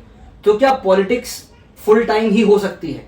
अगर आप फुल टाइम नहीं कर रहे तो आप सक्सेसफुल पॉलिटिशियन नहीं बन सकते, या इसमें कितनी संभावना है कि राजनीति आप पार्ट टाइम भी कर सकते हैं, अपनी पर्सनल लाइफ को भी उतना महत्व देके और राजनीति में भी सफल हो सकते हैं?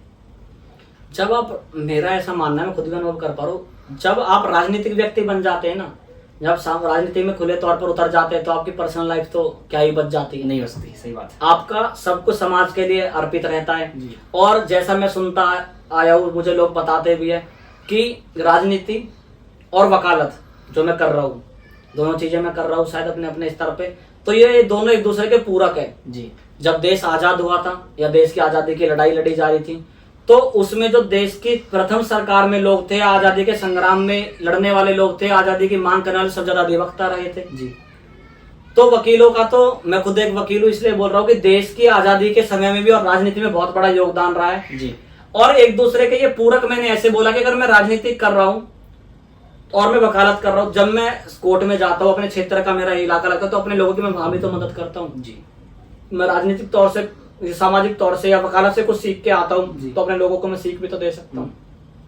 कई ऐसी चीजें जो जिनसे वो कतराते हैं, मैं उनको एक ऐसा अनुभव दे सकता हूँ कि नहीं, कतराने की जरूरत नहीं है। कई बार किसी प्रशासन का डर रहता है, किसी कार्य का डर रहता है, तो उन्हें कार्य करने का तरीका भी बताया जा सकता है। तो राजनीति को तो अगर हम पार्ट टाइम माने, कोई व्यक्ति ये कहे कि मैं 2 साल के लिए वकालत कर लूं, 2 साल बाद राजनीति करूंगा, तो वो अपने आप को धोखा देने वाली चीज हो रही है। अगर आप परस्पर भी, इसमें थोड़ा ऐसा हो सकता है, आज का 10 दिन के लिए आपके वकालत में कुछ चीजें एक्स्ट्रा आ रही तो आप थोड़ा कर सकते हैं, लेकिन राजनीति में जो सामाजिक आकांक्षाएं आपके साथ लोगों की जुड़ी हुई है, उन आकांक्षाओं को छोड़ सकते हैं कि आप राजनीति में, कल को आप राजनीति में लोगों के बीच में जाए तो आपको प्रश्न चिन्ह खड़ा नहीं करेंगे कि आप उस समय कहाँ थे। तो मैं खुद अपनी बात बता रहा हूँ कि इन दोनों को मैनेज करना बहुत मुश्किल काम है। जी। अगर मैं एक ही चीज करता तो मैं शायद अच्छे से कर सकता था, लेकिन मैं आप सबको अपना एग्जांपल देता हूँ, या आप सबके जोश के लिए मैं बात बोलता हूँ कि मैं दोनों चीजें कर पा रहा हूँ, और आपके सामने भी आज मैं बैठा हुआ हूँ, तो मेरी ईश्वर की कृपा से दोनों चीजें ठीक चल पा रही है, और मैं दोनों को बहुत अच्छे से अपने स्तर पर कर पा रहा हूँ। लोग मुझे बाद में क्या स्वीकार करे, क्या आकलन दे, इतिहास में मेरी ये, इस बात को अगले जब मैं कभी मैदान में आऊँ तो क्या लिखा जाए, वो लोग तय करें। अच्छा सागर जी, एक बात मुझे थोड़ा सा स्पष्ट करिएगा कि हम राजनीति में हमेशा पुरुषों की बात क्यों कर रहे हैं, हम महिलाओं की बात क्यों नहीं कर रहे? फॉर एग्जाम्पल मैं आपसे पूछना चाहूंगा कि अभी हमारे क्रिकेट टीम का कप्तान कौन है, तो आपका मुंह से जवाब क्या आएगा भाई साहब? जो कप्तान का नाम है रोहित शर्मा। पर मैंने आपको ये नहीं बोला कि पुरुष टीम या महिला टीम, ऐसा तो मैंने नहीं बोला आपको। आपके मन में पुरुष ही आ रहा है, जबकि अगर मैं, आपका सवाल ये होना चाहिए कि आप किस टीम की बात करें, पुरुष या महिला, तो आपके लिए बाय डिफॉल्ट दिमाग में पुरुष ही आ रहा है। तो क्या राजनीति भी ऐसे क्षेत्र है, हम बात करें सिर्फ पुरुषों की ही बात कर रहे हैं, महिलाओं के लिए क्या स्कोप है इसके अंदर? आपका जो सवाल पूछने का तरीका था तो मुझे बहुत अच्छा लगा, क्या जिस प्रकार से सवाल को प्रोड्यूस किया और सवाल पूछा। इसमें ऐसा है कि राजनीति को अगर हम इससे जोड़े, तो राजनीति में अगर हम देखें तो अब तक की राजनीति जो रही है, अब से इतिहास से भी हम राजनीति को देखते आते हैं, तो उसमें हमें देखने को मिलता है कि पुरुषों का योगदान काफी अधिक रहा है, और पुरुषों ने आगे बढ़ चढ़ कर राजनीति की है। लेकिन मैं आप सभी को बताते हुए ये चलूं कि प्रभावती गुप्त जो डॉक्यूमेंटेड हिस्ट्री में करीब 2000 साल पहले एक राज्य की शासक रही थी जी, तो एक रानी ने भी राज्य को चलाया था जी। और अन्य एग्जाम्पल अगर वर्तमान भारत में आते हुए मैं देखूं तो रानी लक्ष्मीबाई, रानी दुर्गावती, रानी चिन्नम्मा, रानी पद्मावती, जिन्होंने अपने अपने स्तर पर चीजों को अलग अलग जगह अनगिनत नाम है संभाला, अहिल्याबाई होलकर जी, अन्य अन्य बहुत सारे एग्जाम्पल आ सकते हैं। और फिर भारत में आते हुए हम देखते हैं तो हम भारत में वर्तमान परिदृश्य में महिलाओं की भूमिका देखें और पिछले परिदृश्य में भूमिका देखें तो भारत के एक प्रधानमंत्री इंदिरा गांधी भी रह चुकी है जी, अगर हम इस स्तर पे देखें जी। और विश्व के भी देशों में हम देखें तो अन्य अन्य स्तरों पर बहुत सी महिलाएं राजनीतिक क्षेत्र में, कई भारत के राज्यों की मुख्यमंत्री महिलाएं रही है और आज भी है। कई राज्यों में जो चुनाव लड़ने का एक रेशो रहता है, कई जगह तो आरक्षण है, आरक्षण के तौर पे महिलाएं चलो मानते हैं उससे आती है, लेकिन जहां आरक्षण जिन चुनावों में नहीं है वहां पे भी महिलाएं है। लोकसभा में, विधानसभा में आरक्षण नहीं, लेकिन महिलाएं वहां भी चुनकर आती है और देश का नेतृत्व भी कर रही है। तो अगर ऐसा जो लोग बोलते हैं उनके लिए हम ऐसे एग्जाम्पल सेट करें और भारत की राजनीति में महिलाओं की भूमिका अगर हम देखें तो बहुत बड़े पैमाने पर रही है। महिलाओं को हम नकार के राजनीति में चले तो कहीं ना कहीं हम एक ऐसे समाज का निर्माण कर रहे हैं जो हमारे समाज को आने वाले समय में ठीक नहीं रहेगा। बिल्कुल सही। अगर हम देश की या समाज की आधी जनसंख्या को छोड़कर उसे नेतृत्व ना देकर एक आधी जनसंख्या के हाथ में नेतृत्व दे, 50% जनसंख्या का नेतृत्व क्या होना चाहिए, क्या चाहिए, क्या 50% पूरे इस तरीके से तय कर सकते हैं जी। जब तक इनकी भूमिका 50% महिलाओं की पूरी तरीके से नहीं, तब तक ये 50% पुरुष क्या देश को आगे बढ़ाने में कारगर साबित होंगे। और जैसा कि अभी हाल ही की सरकार ने अभी बिल पास किया कि 33% आरक्षण महिलाओं के लिए रहेगा, उस बिल पे चर्चाएं भी चल भी रही है। तो इससे भी बहुत बड़ा आने वाला स्कोप महिलाओं के लिए राजनीति में रहने वाला है कि महिलाएं इसमें जुड़ेंगी और महिलाओं द्वारा अन्य क्षेत्रों में बहुत प्रकार के संगठन चलाए जा रहे हैं। महिलाएं संगठनों को चलाती है, पूरे तरीके से वो संगठनों को देखती है, सेवा कार्य महिलाओं द्वारा किए जाते हैं और महिलाओं द्वारा समाज को परिवर्तन का कार्य किया जाता है। जैसा हम मानते हैं अगर महिला एक परिपक्व होगी तो वो समाज को असली परिदृश्य, समाज को बदलाव करने का कार्य एक महिला कर सकती है। तो जो लोग ऐसा सोचते हैं सिर्फ राजनीति पुरुषों के लिए, वो अपने आप को भी धोखा दे रहे हैं और समाज के साथ भी कहीं ना कहीं वो धोखे का काम कर रहे हैं। राजनीति में सभी की सहभागिता रहे और मुख्य तौर पर महिलाओं को आगे आना चाहिए और राजनीति खुले तौर पर उनकी होनी चाहिए। Fair enough. तो बहुत अच्छा आपने उत्तर दिया। अब हम इस पॉडकास्ट के आखिरी के 2 प्रश्नों पे पहुंच चुके हैं जो मुझे लगता है कि इस पूरे विषय को समाप्त कर देगा, समराइज कर देगा। कोई एक व्यक्ति है, वो अपना राजनीतिक करियर शुरू करना चाहता है जी, क्या आप उसको एक रोड मैप बता सकते हैं? यहां से शुरू करना है, ऐसे करना है, उस तरफ जाना है, आप जो बनना चाहते हैं वो प्राप्त कर सकते हैं। आप एक रोड मैप अगर बता सके तो मुझे अच्छा लगेगा, हमारी जनता को अच्छा लगेगा। अगर रोड मैप की हम बात करें तो जैसे मैंने अपना भी रोड मैप बताया कि अगर मैंने तो स्कूल से शुरू कर दिया जी। तो रोड मैप क्या कहूँ, मेरे तो राजनीतिक सफर की शुरुआत स्कूल से ही हो गई, तो एक मेरा तो पैमाना वहीं से शुरू हो जाता है। जी। और अगर स्कूल में कहीं हेड बॉय के इलेक्शन नहीं भी होते या मेरे स्कूल में पहली बार हुए और मैं लड़ा तो एक अलग विषय रहा, लेकिन अगर आप कॉलेज में जाए तो आप छात्र राजनीति से अपने राजनीतिक जीवन की शुरुआत कर सकते हैं। उससे पहले आप राजनीतिक जीवन की शुरुआत कर सकते हैं अगर आप किसी संगठन का हिस्सा हो जी। आपके पारिवारिक व्यक्ति या आपके रिश्तेदारी में लोग किसी संगठन से या किसी राजनीतिक व्यवस्था से जुड़े हुए हो तो आपके कहीं ना कहीं कहते हैं नेता घर में पैदा हुआ है तो कहीं ना कहीं पैदा होती राजनीति सीखने लगते हैं। जी। कई बार बोलने लगते हैं विधायक का बेटा है जी, राजनीति इनके घर में है, तो उनको कई बार शुरू से एक रोड मैप उनके लिए तो ऑटोमेटिकली बना हुआ रहता है। लेकिन जो आपका प्रश्न था कि अन्य लोगों का जिनका ये सब नहीं हो, शायद ऐसा मैं समझ पा रहा हूँ, उनके लिए राजनीति का क्या रोड मैप रहे। आप राजनीति की शुरुआत कहीं से भी कर सकते हैं। आप कॉलेज ना जाए, आप छात्र नेता नहीं है, लेकिन समाज से भी आप राजनीति की शुरुआत कर सकते हैं कि आप समाज में किसी मुद्दे के लिए लड़े और उस मुद्दे को अपने एक ऐसा मुद्दा बनाए कि उससे आप राजनीति में भी प्रवेश कर सके। राजनीति में प्रत्यक्ष तौर पे ना कि अप्रत्यक्ष तौर पे राजनीति को बदलाव के लिए कर सके। अन्ना जी कभी राजनीति में नहीं आए, उन्होंने एक आंदोलन किया, उस आंदोलन के तहत उन्होंने राजनीति की, भारत की राजनीति पे ऐसा प्रभाव डाला कि राजनीति में परिवर्तन भी आए। अन्य समय पे अन्य आंदोलन हुए। तो उसके लिए आप निरंतर समाज के बीच में बने रहे और ऐसा नहीं है कि आप एक समय से राजनीतिक नहीं थे, एक समय पे आप राजनीतिक बन गए।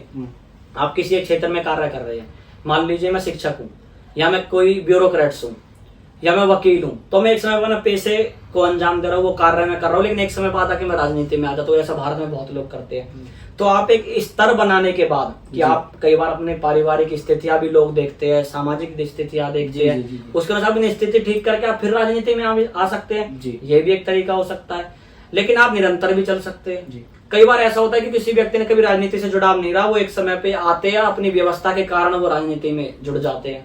तो उनकी व्यवस्था किसी प्रकार की भी हो सकती है, या उनका बैकग्राउंड मजबूत हो, पैसों से मजबूत हो सकते हैं, उनकी सामाजिक जीवन इतना लंबा रहा हो।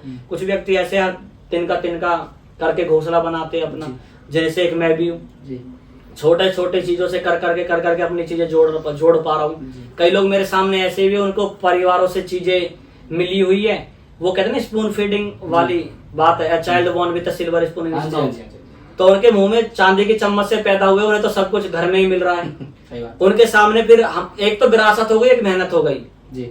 तो कुछ लोग विरासत पे लड़ते हैं, कुछ लोग मेहनत पे लड़ते हैं। तो मैं तो एक मेहनत का व्यक्ति हूँ, मैं तो मेहनत पे लड़ रहा हूँ, कुछ लोगों को विरासत में मिल जाता है।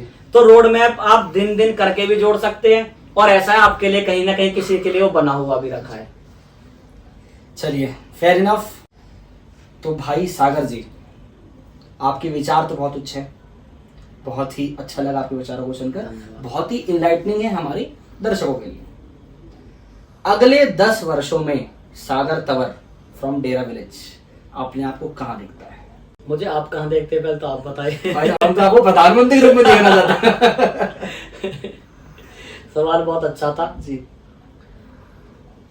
सागर तंवर, आपने एक नाम लिया, एक क्षेत्र के अनुसार भी मैं जहाँ पे हूँ, मैं दिल्ली विश्वविद्यालय में लड़के आया, वहाँ मेरे गांव का प्रभाव नहीं था, मेरे जाति क्षेत्र का प्रभाव नहीं था, जी। मैं वहाँ चुनाव लड़के जीत जाता हूँ, आप जी। सबकी कृपा रहती है, जी। दुआएं रहती है, जी जी तो जीत जाता हूँ। देखो 10 साल का तो ये है कि राजनीति में ना कुछ भी चीज फिक्स नहीं है। जी। कुछ ऐसा कभी राजनीति, सिर्फ राजनीति है कि बहुत सी चीजें राजनीति, लेकिन ऐसी जिसमें कुछ भी फिक्स नहीं है, किसका कहाँ पे क्या हो जाए। हाँ जी हाँ जी। अगर मैं अपने आप के लिए प्रेडिक्ट करने लगूं, प्रेडिक्शन करूं कि मैं अगले 10 साल बाद ये बन जाऊंगा, तो मेरे परिस्थितियां क्या आ जाए या क्या उस समय स्थिति हो, जो आज लोग सोच रहे हैं कि वो अगले बार विधायक बन जाए, क्या पता परिसी मन हो जाए। वन नेशन वन इलेक्शन आ जाए। जी जी जी। तो राजनीति में तो ऐसा सोचा नहीं जा सकता, लेकिन आज आपकी वीडियो के माध्यम से मैं ये कहना चाहता हूँ, पॉडकास्ट के माध्यम से, कि आपसे भी मेरा वादा है और जो मुझे सुन पा रहे हैं उनसे भी मेरा ये वादा है कि देखो मैं पीछे तो नहीं हटने वाला किसी भी स्तर पे, जहां तक मुझ पे राजनीति में बनेगी। और जो आज ऊपर वाले की कृपा से आप मुझे देख पाए, उस ऊपर वाले की कृपा से मुझे पता नहीं आप मुझे कहाँ देखे, लेकिन मैं सामाजिक तौर पे समाज के लिए, और मैं आज आप सबसे एक वादा करना चाहता हूँ, जो मेरा पुराने चुनावी अनुभव रहे, उन चुनावी अनुभवों से अच्छा मैं आपको आने वाले समय में दिखाने वाला हूँ, सामाजिक स्तर पे भी दिखाने वाला हूँ। अपनी मेहनत को मैं कई गुना करने वाला हूँ, कमी नहीं है, मैं ऐसा मानता हूँ, आप भी मानते हैं, बिल्कुल बिल्कुल। कई गुना में आने वाले समय में बढ़ाने वाला हूँ। और जो मेरे युवा साथियों की मुझसे आकांक्षा है, मेरे परिवार की, मेरे लोगों की, मेरे अपनों की, जो मुझसे कुछ उम्मीदें रखते हैं, उनकी मुझे मेरे लिए आकांक्षाएं होंगी, मैं खुले स्तर पर उनके लिए खड़ा होने वाला हूँ। और कई बार मुझे व्यवस्था के खिलाफ लड़ना पड़े तो मैं खुल के लड़ने वाला हूँ। मैं वकील हूँ, उस व्यवस्था के नाते भी जो यहाँ की व्यवस्थाएं खराब है उनको कोर्ट में ले जाके भी मैं आने वाले समय में उन्हें खड़ा करने वाला हूँ, सवाल करने वाला हूँ। आपको मैं आने वाले 10 साल में एक अच्छा सामाजिक व्यक्ति अवश्य दिखूंगा समाज में। मैं आज आपसे 2-4 वादे करके जाता हूँ। शिक्षा के क्षेत्र का वादा मैं आपसे आज आपके पॉडकास्ट के माध्यम से करना चाहता हूँ। मैं ऐसे नहीं कहता बड़े स्तर पे ये हो जाएगा वो हो जाएगा, लेकिन अपने यहाँ के उस पे अगले कुछ समय में जो आपने 10 साल का टारगेट दिया, उस समय में मैं शिक्षा के स्तर पे मेरे द्वारा शुरू किए गए आप सबके सहयोग से ऐसे कार्य मैं करने वाला हूँ जो दिखेंगे। सामाजिक कार्य ऐसे करने वाला हूँ, पर्यावरण के कार्य ऐसे करने वाला हूँ, समाज में व्यवस्था ऐसी बने कि लोग पढ़े और रोजगारों की तरफ जाए, ऐसी व्यवस्था जो हमारे यहाँ क्षेत्र की नहीं है वो भी बने। तो मैं ऐसी व्यवस्थाएं देखना चाहता हूँ। 10 साल बाद मैं अपने आप को एक अच्छे सामाजिक व्यक्ति के तौर पर देखता हूँ। कोई मुझसे ऐसी हानि या कोई मुझसे कमी ना हो जाए ताकि मैं अपने आप को उस पहलू पे खड़ा ना पाऊं। और राजनीतिक रूप से अगर आप कहें तो राजनीति के अन्य पहलू, और राजनीतिक रूप से मैं आपको फेल नहीं मिलने वाला हूँ। राजनीतिक रूप से भी जो लोग चुनाव यहाँ लड़ते भी है, जो मेरे क्षेत्र से भी लड़ते हैं, उनकी टक्कर पे मैं हमेशा रहने वाला हूँ। जो गलत व्यवस्था का सहयोग करते हैं उनको मैं खुलकर आने वाले समय में जवाब भी देने वाला हूँ। और ये मेरा आपके वीडियो के माध्यम से वादा है, मैं दबने नहीं वाला हूँ, मैं खड़ा रहूंगा, मैं लड़ता रहूंगा अपनों के लिए। मैं पूरे तरीके से जो प्रयास होगा भरसक प्रयास करता रहूंगा। उत्तम भाई साहब। और विशेष जी इन सब बातों को जोड़ते हुए एक बात और मैं जोड़ूं कि ना किसी से मुकाबला, ना किसी से होड़, और मेरी अपनी मंजिल और मेरी अपनी दौड़। क्या बात है। तो अपनी दौड़ रहने वाली है, ना किसी से मुकाबला है। अपनी मेहनत करेंगे, अपनी मेहनत के बलबूते पे जो हमारे नसीब में लिखा होगा। मेहनत वो है कि जो भाग्य की लकीरों में नहीं होता वो मेहनत करके भी बन जाता है। तो मेहनत करके अपनी लकीरों में बनाएंगे। कोई हमें कोई ना देना चाहेगा तो हम मेहनत करके कोशिश करेंगे कि वो चीज हम प्राप्त कर पाए समाज के लिए, अपने लिए नहीं। तो मेरा तो भाव राजनीति के लिए यही रहा है कि मैं राजनीति को समाज नीति मानता हूँ और मैं समाज नीति करने में सफल रहूं तो मैं अगले 10 साल बाद राजनीति के रूप से भी, जैसा आप देख पा रहे, जो पूछ पा रहे, तो मैं सफल रह पाऊंगा, ऐसा मैं मानता हूँ विशेष जी। और सबसे बड़ा मेरा एक जोर आप सबके लिए एजुकेशन पे रहेगा। अगर आप पढ़ेंगे और ज्ञान होगा तो आप राजनीति भी कर सकते हैं और बहुत अच्छे से राजनीति भी कर सकते हैं। अगला चुनाव कौन सा रहेगा वैसे आपका? एमसीडी इलेक्शन लड़ना है? आप सब चाहेंगे और किस्मत में रहा तो। ये भाई ने बहुत धीरे से पूछा, मैं खुल के बताता हूँ। पूछ रहे अगला चुनाव आप एमसीडी लड़ने वाले हैं, तो मैंने बता कि कुछ इंस्टेंट ऐसा तो कुछ है नहीं कि तय तो नहीं है कुछ भी ऐसा कि मैं बोल दूं और वो हो जाएगा। लेकिन जो समाज तय करेगा, जो अपने लोग तय करेंगे, जो उस समय की परिस्थिति तय करेगी। जो एक बार लड़ चुका है 2 बार लड़ने से क्यों डरेगा।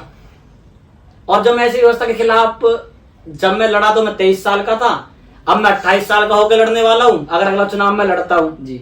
जब मैं पहले अधिवक्ता बना था, मैं अधिवक्ता के तौर पर परिपक्व होने वाला हूं। मैंने समाज को भी देख लिया, समाज को समझ भी लिया है। तो अगर मेरा सामना किसी से हो तो मेरा तो उनसे यही कहना है कि आपके लिए थोड़ा कंपटीशन बढ़ के आने वाला है। क्या बात है। इंडिपेंडेंट खड़े होने की सोचा की बात नहीं। अच्छा चलिए भाई साहब, फेयर इनफ, बहुत ही अच्छा आपने अपनी बात साझा रखी। आपके प्रश्न जो भी रहे, मुझे लगता है कि सारे हमने जो बेसिक प्रश्न होते हैं कि राजनीतिक करियर में एंटर कैसे किया जाए फ्रॉम द इनिशियल पीरियड, उनका जवाब मुझे लगता है कि सागर जी ने भली भांति आप सबको दे दिया है। फिर भी कुछ आपके अंदर जिज्ञासा है, कौतूहल है, तो आप इस वीडियो पे कमेंट कर सकते हैं, आप हमको मेल कर सकते हैं, vimarsvidvishesh@gmail.com मेल कर सकते हैं। ये एक विषय नहीं है, ऐसे हजारों विषय हैं, और राजनीति कोई बहुत छोटा विषय नहीं है। ये तो हमने बस विषय को छू के वापस आए हैं। राजनीति एक बहुत वास्ट टॉपिक है। हो सकता है कि सागर जी हमारे फर्स्ट टाइम तो आए पर this is not last time, ये अभी कई बार आए, अलग अलग विषयों को लेकर आए। तो मैं चाहता हूं कि आप लोग इस विषय में घुसिए, डरने की आवश्यकता नहीं है। सागर जी ने बिल्कुल बेबाकी से बताया, अगर आपके अंदर वो चाह है, वो जिगरा है चुनौतियों से लड़ने का, तो आपको करना चाहिए। हमारे साथ थे सागर जी, और देखते रहिए विमर्श विद विशेष। नमस्कार। अगर आपको हमारा कंटेंट पसंद आ रहा है तो हमको सपोर्ट करना ना भूलें। आपका एक लाइक और एक शेयर ही मेरे लिए बहुत ही बड़ा प्रेरणा का काम कर सकता है। हमारे चैनल को सब्सक्राइब करिए, हमारे वीडियो को लाइक करिए, और वीडियो पे कमेंट करना ना भूलें, ताकि हमें भी पता चल सके कि हम क्या सही कर रहे हैं और क्या गलत कर रहे हैं, और उसको सुधारने के लिए हमें क्या करना चाहिए। जल्दी मिलते हैं अगली वीडियो में, तब तक के लिए अपना ध्यान रखिए और देखते रहिए विमर्श विद विशेष। नमस्कार।